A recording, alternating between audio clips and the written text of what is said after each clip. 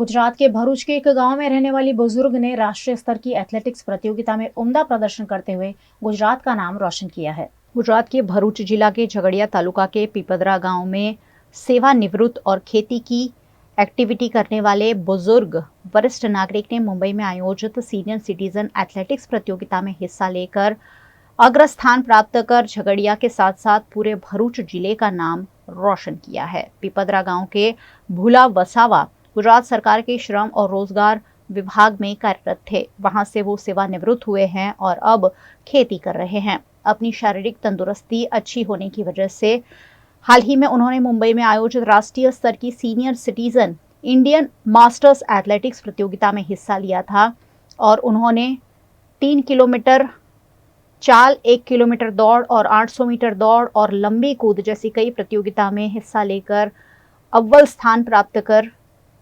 सभी वरिष्ठ नागरिकों को एक उम्दा संदेश प्रदान किया है।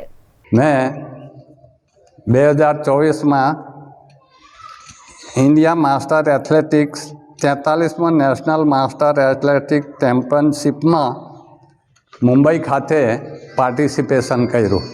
तेमा लॉन्ग जम्प में सेकंड नंबर, 800 मीटर दौड़ में सेकंड नंबर,